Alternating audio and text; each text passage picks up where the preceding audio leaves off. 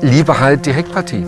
Ja, da geht nichts dran vorbei. Ne? Die Perspektive von hinten zu stehen, ja, und diesen Blick zu haben, wie sich der Kotflügel rauswölbt, das vorne schlank wird, die Dynamik hinten, das Kraft hinten, von wieder elegant schlank hinten, das hat es für mich ausgemacht. Leistung hinterher. Ich meine, mit einem Sauger, mit einem vernünftigen Motor kommt man genauso schnell in die Ecken, ne? Im Zweifel noch schneller, aber die Optik zum einen. Dann bin ich im Baujahr, was Bad Boys noch live erlebt hat mit Will Smith, als das rauskam.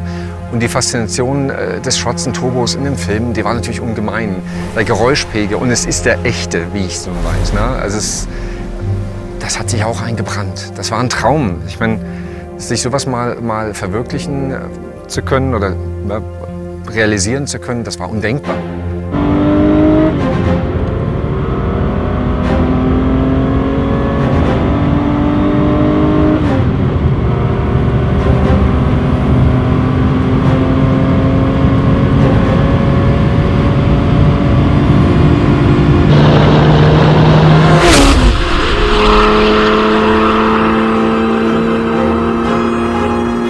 Diese Skurrilität, das Auto in der Wüste zu fahren, also auf normalen Straßen, natürlich nicht im Sand,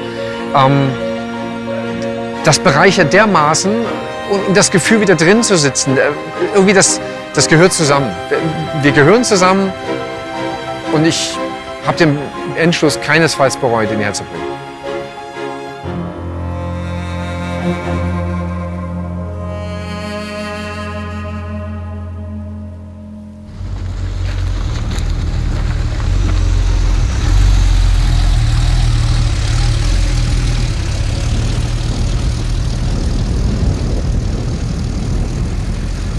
Fahrzeug ist für mich immer Dynamik, ist immer Bewegung. Garagen, Stilikonen sind wunderhübsch, und manche pflastern sich ihre Garage zu. Ich kann und will es nicht.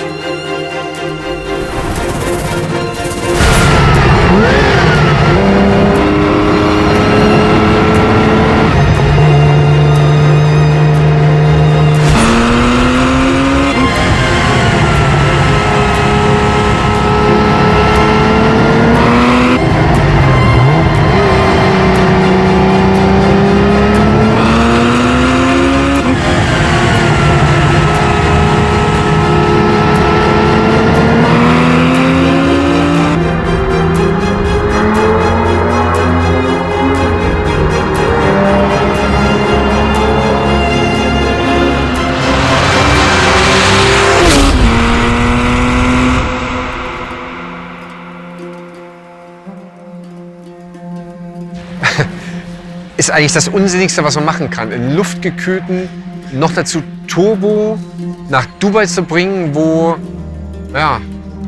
in einem Großteil des Jahres Temperaturen herrschen, wo man so ein Auto eigentlich nicht bewegen möchte. Das stimmt, aber es gibt Abende. Und es gibt nichts Schöneres, abgesehen von einer wohltemperierten Zeit im Jahr, wo man über die Landstraßen fahren kann, als so ein Auto ganz entspannt, wenn kaum einer auf der Straße ist, abends durch die City zu fahren. Einfach durchzurollen. Fenster runter, Schiebedach auf. Das geht bei 35 bis 40 Grad abends auch. Es geht ja nicht darum, dass ich hier Leistungswerte erzielen will. Dafür war die Rennstrecke in Deutschland, in Belgien, in Frankreich da. Hier geht es darum, zu genießen. Auf eine ganz andere Art und Weise, aber trotz allem zu genießen.